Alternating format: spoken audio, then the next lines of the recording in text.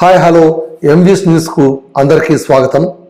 Monday రోజు Kannada big boss విశేషాలు ముచ్చటించుకుందాం.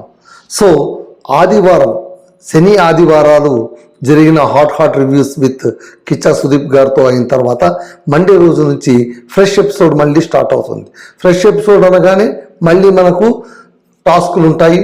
ఆ తర్వాత క్యాప్టెన్సీ టాస్క్ ఉంటుంది, లగ్జరీ బడ్జెట్ టాస్క్ ఉంటుంది. ఆ తర్వాత మనకు నామినేషన్స్ ప్రక్రియ ఉంటాయి. సో ఇన్ని ప్రక్రియలు మనకు ఉంటాయి. ఆ తర్వాత చివరి 2 రోజుల్లోన మళ్ళీ ఈ బిగ్ హౌస్కు కొత్త క్యాప్టెన్ ఎన్నికవుతారు. ఇప్పుడు కరెంట్ ఎపిసోడ్లోన మనకు కొత్త క్యాప్టెన్ మంజు.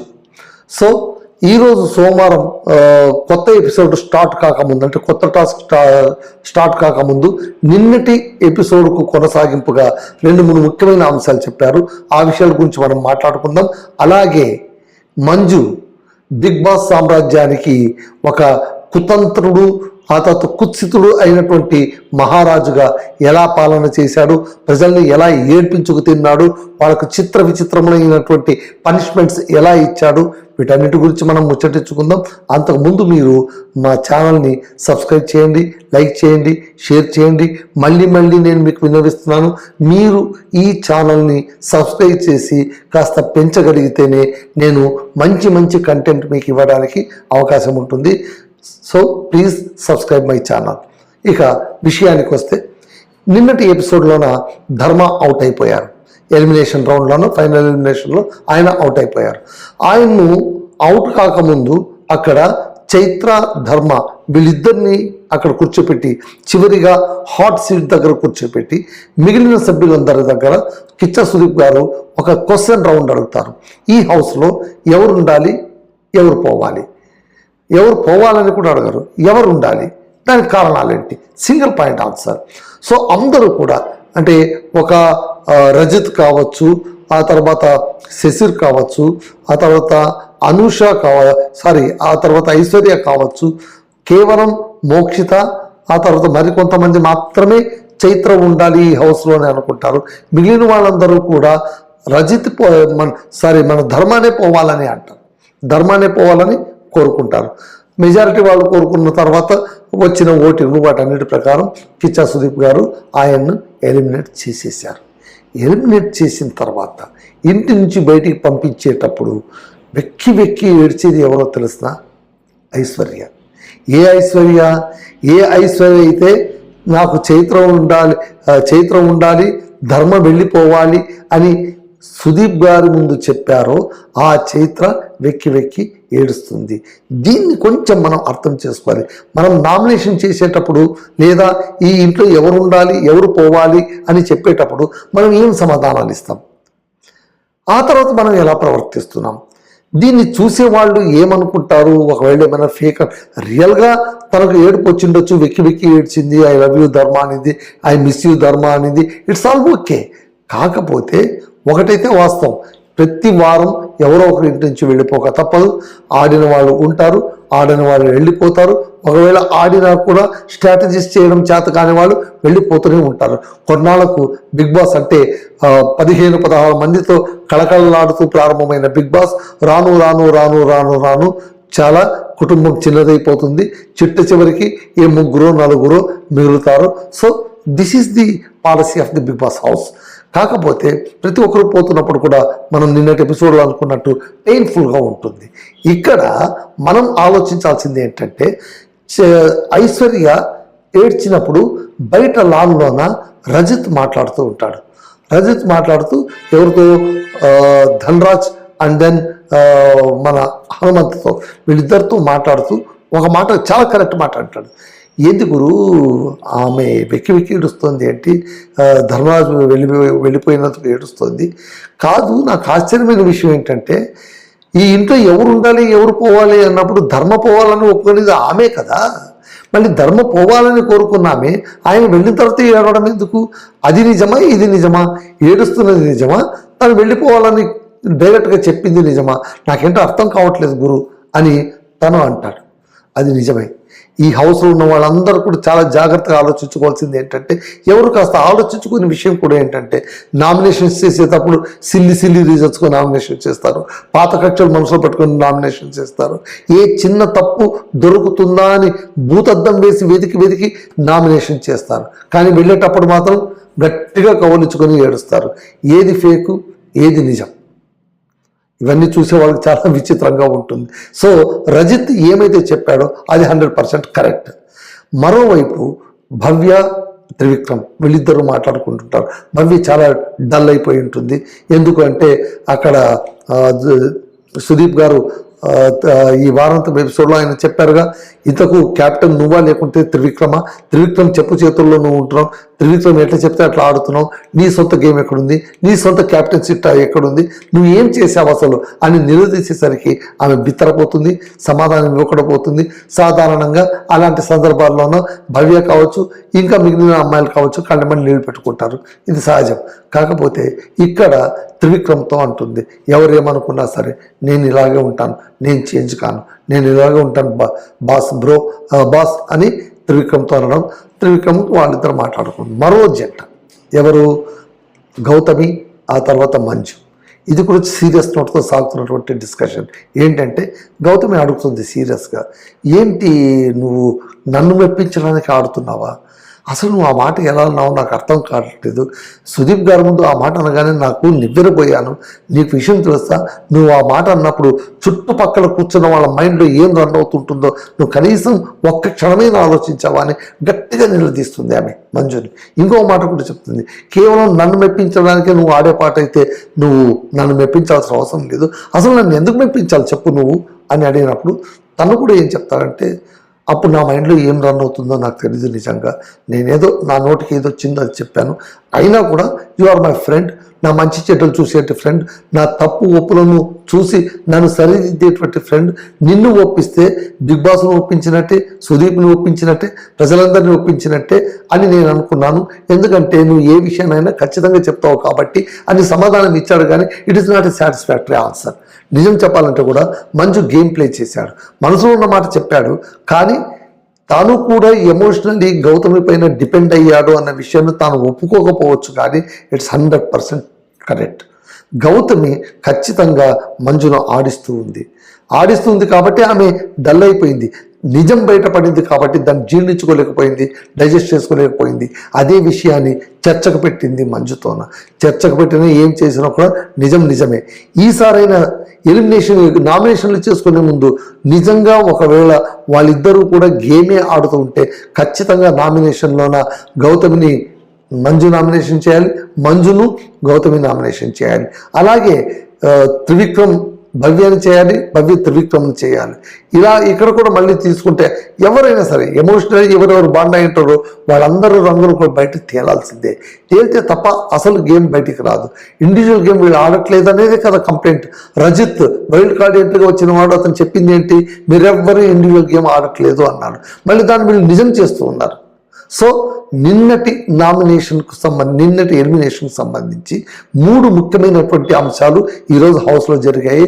1 భవ్య గౌడ త్రివిక్రమ్ మధ్య, 2 గౌతమి ఆ తర్వాత మంజు మధ్య, 3 రజిత్ ఆ తర్వాత ధనరాజ్ హనుమంత మధ్య.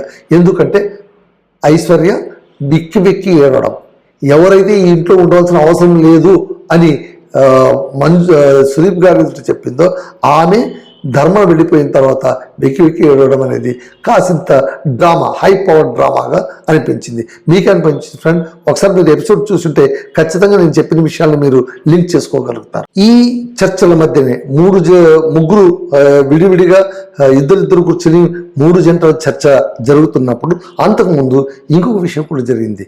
ఏంటి అంటే మోక్షిత మిర్రర్ ముందు నిలబడి కొన్ని డైలాగ్స్ చెప్తూ ఉంటుంది.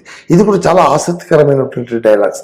ఆమె ఏం చెప్తుందంటే, పాజిటివ్ మేడం, నేను చాలా పాజిటివ్గా ఉంటాను, పాజిటివ్గానే ఆలోచిస్తాను, అందరితోనూ పాజిటివ్ క్లైమేట్ క్రియేట్ చేస్తాను అని గొప్పలు చెప్పుకునేటువంటి పాజిటివ్ మేడం ఇప్పుడు అందరి దగ్గర కూర్చొని భోజనం చేస్తుంది. అంతకుముందు ఎవరెవరిని ఎన్ని మాటలంది, త్రివిక్రమ్ని ఎన్ని మాటలంది, భవ్యను ఎన్ని మాటలంది, ఎవరెవరి దగ్గర ఎలా కొట్లాడింది, వెనుకొక మాట ముందొక మాట పిచ్చింగ్ చేసినటువంటి ఆ పాజిటివ్ మేడం ఇప్పుడు అందరితో నవ్వుతూ మాట్లాడుతుంది.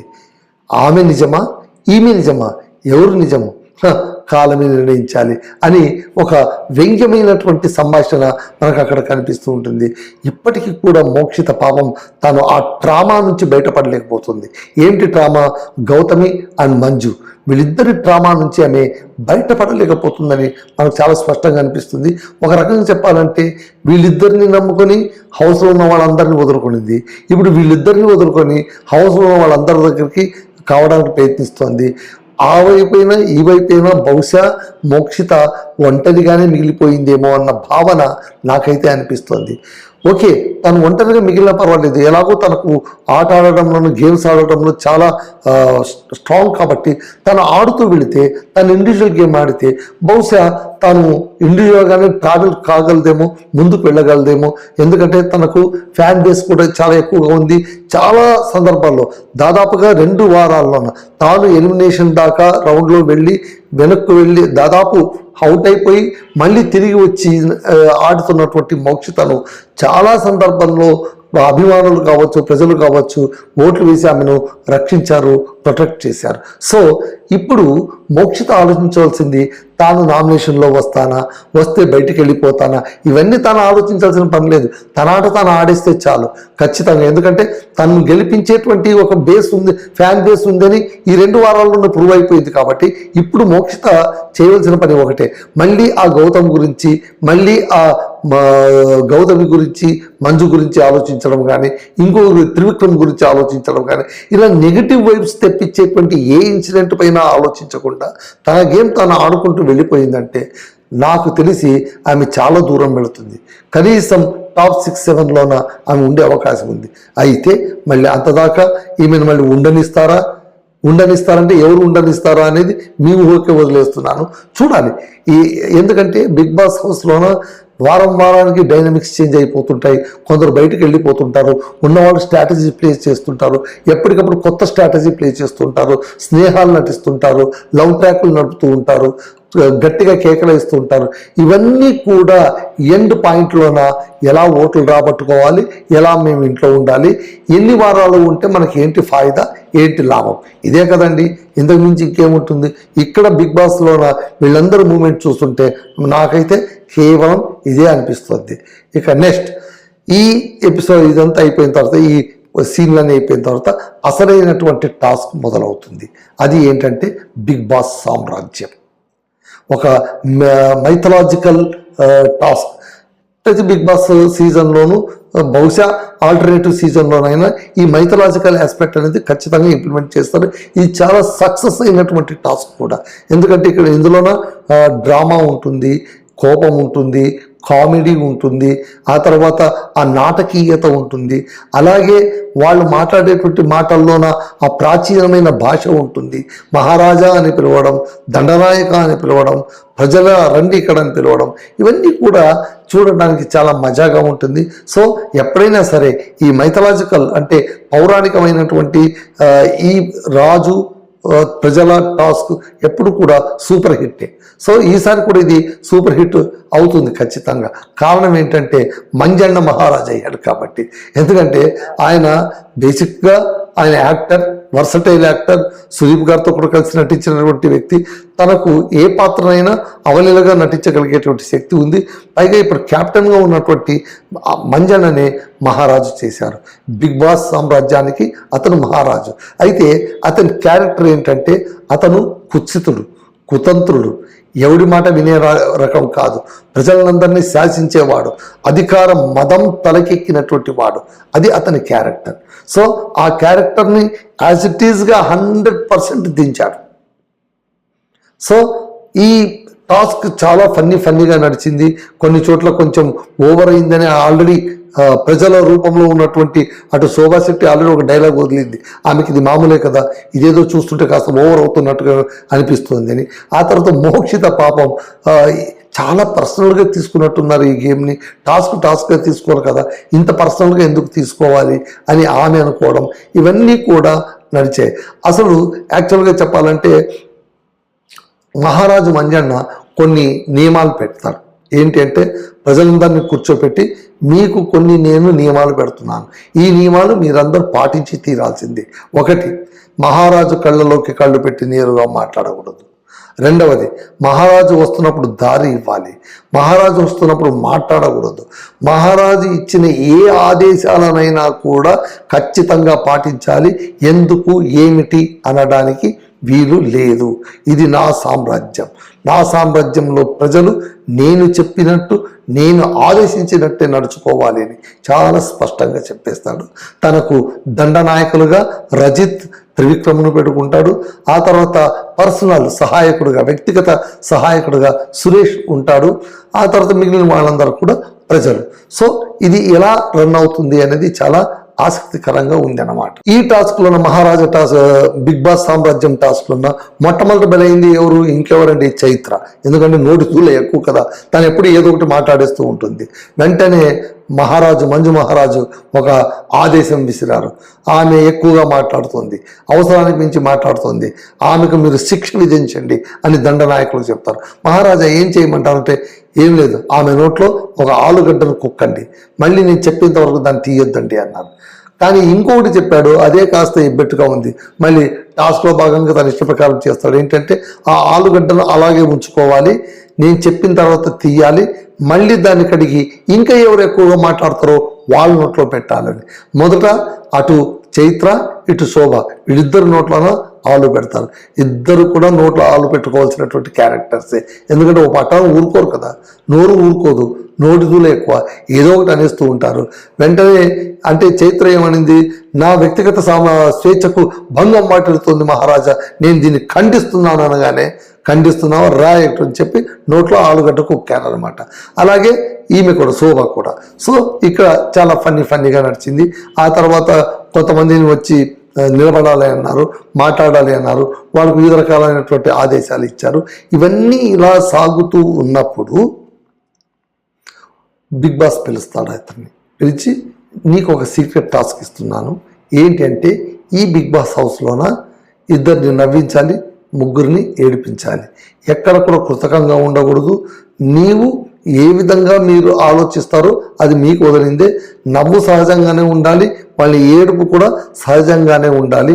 ఈ టాస్క్లోన, ఈ సీక్రెట్ ప్లాన్లోని టాస్క్లో నువ్వు గెలిస్తే నీవు డైరెక్ట్గా క్యాప్టెన్సీ కంటెంట్గా వెళ్ళిపోతావు అని చెప్తాను. ఛాన్స్ దొరికింది, అద్భుతంగా అమలు చేశాడు. ఎవరు? మన మంజు. మొట్టమొదట గోల్డ్ సురేష్ డైలాగ్ ఏదో ఒకటి పట్టుకొని అటు రజిత్ను, ఆ తర్వాత త్రివిక్రమ్ను విపరీతంగా నవ్వించాడు.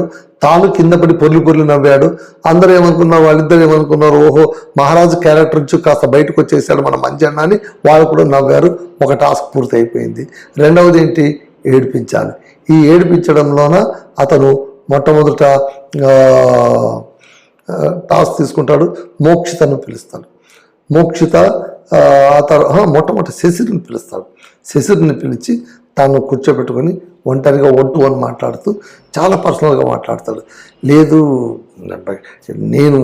నాకు తెలుసు నువ్వెంత బాధపడుతున్నావో నాకు తెలుసు, చూద్దాం, నేను నీ వైపు ఉంటాను. మంజాన్ని ఎప్పుడు చెప్పేటువంటి పేటెంట్ డైలాగ్ ఏంటంటే, మచ్చా నేను నీ దగ్గర ఉంటాను, చివరి దాకా నేను నీ దగ్గర ఉంటాను, నువ్వు వాడు, నీ వెంట నేనున్నాను.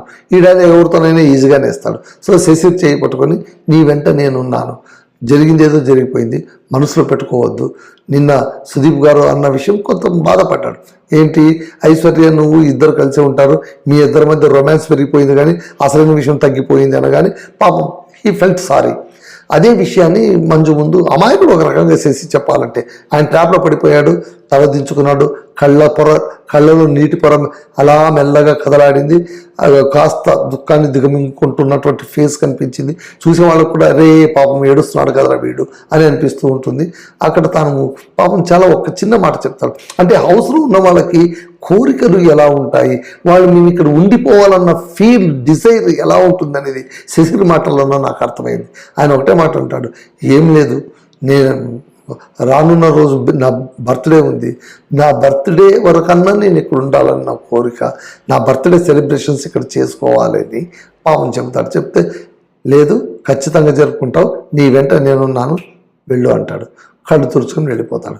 ఆయన కళ్ళు తుడుచుకొని వెళ్ళిపోగానే కెమెరా ముందు వచ్చేసి బిగ్ బాస్ ఒకరిని ఏడిపించేశానని చెప్పాడు.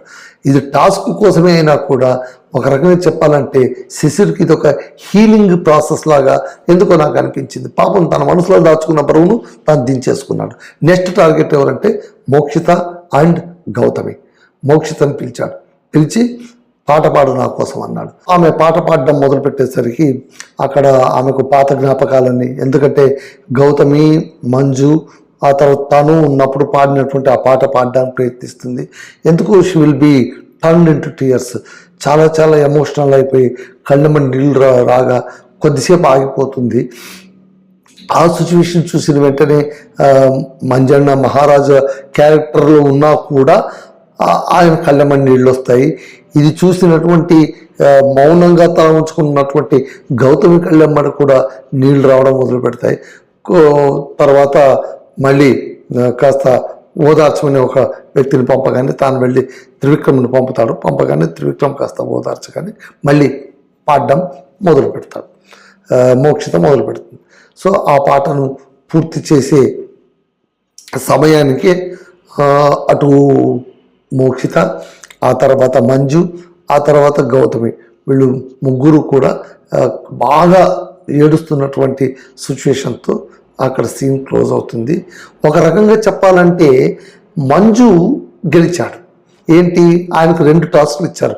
ఒకటి నవ్వించాలి, ఇంకోటి ముగ్గురిని ఏడిపించాలి. ముగ్గురిని ఏడిపించాలి అన్నప్పుడు గౌతమిని, ఆ తర్వాత మోక్షితను బాగా ఏడిపించాడు. అంటే ఒకటండి, మొదటి నుంచి కూడా వాళ్ళ ముగ్గురు బాగా కలిసిమెలిసి ఉండడం, ఒక గ్రూపుగా ఉండడం వల్ల మళ్ళీ వాళ్ళ ముగ్గురు నుంచి ఈమె బయటికి రావడం, మోక్షిత బయటికి రావడం. మోక్షిత ఒక రకంగా చెప్పాలంటే she's not so strong in psychology. ఆమె ఫిజికల్గా బాగా స్ట్రాంగ్ కానీ మెంటల్గా అంత స్ట్రాంగ్ అని నాకైతే అనిపించదు.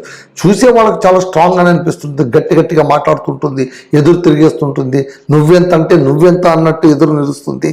అంతవరకు ఓకే. కానీ ఎప్పుడైతే మంజు గౌతమి గ్రూప్ నుంచి ఆమె బయటకు వచ్చేసిందో మెంటలీ బాగా దెబ్బతిన్నట్టుగా మనకు కనిపిస్తుంది. పైగా ఎప్పుడు చూసినా కూడా ఆ గ్రూప్లో గౌతమి గురించే మాట్లాడుకుంటుంటుంది, మంజు గురించే ఆలోచిస్తూ ఉంటుంది. ఇప్పుడు గుంపు నుంచి బయటకు వచ్చాక నువ్వు ఇండివిజువల్ ప్లే చేయాలనుకున్నప్పుడు మళ్ళీ వాళ్ళ గురించి ఎందుకు ఆలోచించడం? వాళ్ళ గురించి మీరు ఆలోచిస్తున్నారంటే నీ మైండ్లో వాళ్ళకి స్పేస్ ఇస్తున్నట్టే లెక్క కదా.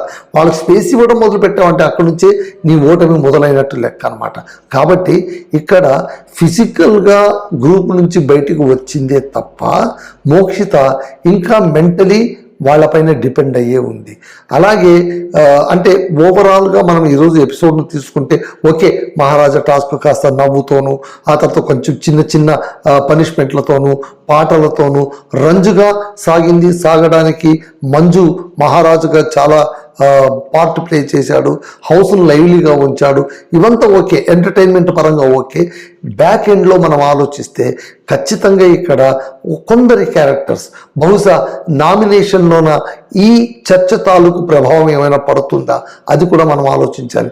ఎవరంటే కనుక ఫస్ట్ ఆఫ్ ఆల్ ఐశ్వర్య, ఆ తర్వాత మోక్షిత, వీళ్ళిద్దరు ఏమైనా కాస్త దగ్గర అయ్యారా? ఎందుకంటే ధర్మ గురించి మాట్లాడేటప్పుడు సీసీ కెమెరా ముందు వీళ్ళిద్దరు నిలబడే విల్ మిస్ యూ ధర్మ అని చెప్పడం. సో పైగా ఐశ్వర్య గుంపుకు కాస్త ఈమె దగ్గర అవుతుంది. ఐశ్వర్య, ధనరాజ్ ఈ గుంపుకు ఆమె దగ్గర అవుతూ ఉంటుంది, కానీ త్రివిక్రమ్తో దగ్గర కాదు. సో ఆమె పర్సనల్గా ఏదో కొన్ని టార్గెట్స్ పెట్టుకున్నట్టుగా మనకు కనిపిస్తుంది. ఎవరెవరంటే త్రివిక్రమ్, మంజు అండ్ దెన్ గౌతమి. మళ్ళీ వాళ్ళ ముగ్గురుతో ఆమె ఎలా డీల్ చేస్తున్నది అంటూ అనేది ఒక బిగ్ క్వశ్చన్ మార్క్. దాన్ని కాస్త పక్కన వదిలేస్తే ఇక భవ్య, త్రివిక్రమ్ వీళ్ళిద్దరూ కూడా అంటే సుదీప్ నిన్న వీకెండ్ సెషన్లోన ఎవరెవరినైతే మీరు ఎమోషనలీ డిపెండ్ అయిపోతున్నారు, ఒకరిని వదిలి ఒకరు ఉండలేకపోతున్నారు, ఇది బిగ్ హౌస్కు సరిపోయేటువంటి యాక్షన్ డ్రామా కాదు. ఎందుకంటే ఇక్కడ ఎవరు బయటికి వెళతారు, ఎవరు లోపల ఉంటారో ఎవరు చెప్పలేరు. అలాంటప్పుడు మీరు ఎలా ఎమోషనల్గా ఒకరిపై ఒకరు డిపెండ్ అయిపోతారు? అది చూడడానికి మామూలుగానే అనిపిస్తుంది. కొద్ది రోజులు పోయిన తర్వాత మీరు ఒకరిని వదిలి ఒకరు ఉండలేని పరిస్థితి వస్తుంది. అప్పుడు కొన్ని సందర్భాల్లో మీరు వాళ్ళనే నామినేట్ చేయవలసి రావచ్చు. వాళ్ళని నామినేషన్ చేయాలన్నప్పుడు మీ దగ్గర కారణాలు ఏముంటాయి? పైగా ఎమోషనల్గా ఉంటారు కాబట్టి వాళ్ళని నామినేట్ చేయలేకపోతారు. రేపొద్దున వాళ్ళే మీకు పెద్ద బలహీనతగా మారుతారు అన్న సుదీప్ మాటను ఖచ్చితమనిపించేలాగా మాట్లాడుకున్నారు, పిచ్చింగ్ చేసుకున్నారు ఒకరికొకరు. They try to clear the everything and they want to play individually. But అది సాధ్యపడుతుందా? ఇప్పుడు గౌతమి ఆ తర్వాత మంజు ఒకరికొకరు మాట్లాడుకున్నారు. గౌతమి కాస్త బాధపడింది. అసలు నువ్వు ఆ మాట అని ఉండకుండా పోల్సింది, ఆ మాట వలన నా పైన చెడు ఒపీనియన్ వచ్చేస్తుంది. ఆల్రెడీ చెడు ఒపీనియన్ ఉంది, మరింత దానికి నువ్వు చెడు ఒపీనియన్ వచ్చేలా చేశావు అంటారు. కాకపోతే ఇక్కడ మంజు పెద్దగా పట్టించోడు. ఒక రకంగా చెప్పాలంటే మంజు చాలా అంటే గేమ్ ఆడేటప్పుడు ఫెరోషియస్గా ఆడతాడు, స్ట్రాటజీ ప్లే చేయాలన్నప్పుడు స్ట్రాటజీగా చేస్తారు, గేమ్ చేంజర్గా ఉంటాడు. At the same time basically he's an artist కాబట్టి, కళాహృదయం ఉన్నవాడు కాబట్టి చాలా తొందరగా ఎమోషనల్ అయిపోతాడు, చాలా తొందరగా అందరికీ దగ్గర అయిపోతుంటాడు తనకు కావాలనుకునే వాళ్ళకు. సో ఇవన్నీ క్యారెక్టర్స్తో తాను ఎంతవరకు ట్రావెల్ చేయగలడు, ఈ టఫ్ కాంపిటీషన్లో ఎంతవరకు నిలబడగలడు. పోతున్న కొద్దీ దారి నేరో అయిపోతుంది కాబట్టి తన ట్రావెల్ ఎలా ఉంటుంది అనేది ఆసక్తికరం. అలాగే గౌతమి ట్రావెల్ ఎలా ఉంది, మోక్షిత ట్రావెల్ ఎలా ఉంది, త్రివిక్రమ్ ట్రావెల్ ఎలా ఉంటుంది, భవ్య ట్రావెల్ ఎలా ఉంటుంది, ఇవన్నీ కూడా మనమందరం కూడా వేచి చూడాల్సినటువంటి ప్రహసనాలను ఎందుకంటున్నానంటే వాళ్ళు మాట్లాడేది ఒకటి చేసేది ఒకటి కాబట్టి. ఈవెన్ దో అది రియల్ ఎమోషన్ అయి ఉంటే అది కూడా వాళ్లకు దెబ్బే. బిగ్ బాస్ హౌస్లో ఉన్నప్పుడు ఎమోషన్స్ వదిలేసుకోవాలి, మైండ్ గేమ్తో ముందుకు వెళుతూ ఉండాలి. అలా వెళుతూ ఉన్నారా ఏమో చూడాలి. రేపు ఎల్లుండో మళ్ళీ నామినేషన్ వస్తుంది కదా, అప్పుడు మళ్ళీ ఎవరిని ఎలా నామినేట్ చేసుకుంటారు, ఏ కారణాలు చెప్తారు, చెప్పే కారణాలు సరైనవా కాదా, మళ్ళీ సుదీప్ గారి చేత తిట్లతో తలంటు పోయించుకుంటారు. ఎందుకంటే ఎప్పుడు కానీ సుదీప్ ఒకటే మాట చెప్తుంటారు, మీరు సరిగ్గా నామినేట్ చేయట్లేదు, మీరు చెప్తున్న కారణాలు సరైనవి కావు అని ఆయన చెప్తుంటారు. కానీ వీళ్ళకి వేరే కారణాలు దొరకవు అనడానికి రెండు మార్గాలు. ఒకటి, అవతల వ్యక్తి బాగా ఆడుతున్నా ఉండాలి. రెండవది, అవతల వ్యక్తికి వీళ్ళు బాగా క్లోజ్ అయిపోయి ఉండాలి. బాగా క్లోజ్ అయి ఉంటే కూడా ఏ తప్పులు కనిపించవు, అన్ని ఒప్పులుగానే కనిపిస్తాయి. సో ఇది బిగ్ బాస్ స్టైల్ ఆఫ్ గేమ్కు సరిపడుతుందా అనేది మనం ముందు వేచి చూడాల్సి ఉంటుంది. సో రేపటి ఎపిసోడ్ గురించి మళ్ళీ మనం మాట్లాడుకున్నాం ఫ్రెండ్స్. సో ఇవాళ ఎపిసోడ్ బిగ్ బాస్ మహాసామ్రాజ్యంలో మంజు మహారాజ్ చేస్తున్నటువంటి అరాచకాలు, ఆయన ఆడుతున్నటువంటి ఆటలు, ఇవన్నీ మనం చూసుకున్నాం. స్టార్టింగ్లో నామినేషన్ గురించి లేదా వెళ్ళిపోయిన వ్యక్తి గురించి ఒకరికొకరు ఎలా మాట్లాడుకున్నారో చూసుకున్నాం. కొన్ని షేడ్స్, రంగులు బయటపడుతున్నాయి. ఈ రంగులు నిజంగా బయటపడతాయా, ఎంతవరకు ఉంటాయి, మళ్ళీ అందరూ కలిసిపోతారా, కలిసిపోతే ఎవరు కలిసిపోతారు, విడిపోతే ఎవరు విడిపోతారు, ఇవన్నీ కూడా తెరపై చూడవలసిన సినిమా. అబ్ సినిమా బాకీ హై. ఎలా నడుస్తుందో ఏం నడుస్తుందో చూద్దాం. ఈరోజు ఇంతటితో నేను ముగిస్తున్నాను friends. This is my real time review. So వ్యూస్ని చూస్తూ ఉండండి. మీకు అందరికీ కూడా చాలా చాలా ధన్యవాదాలు. This is Ramadurga Madhusudan signing of.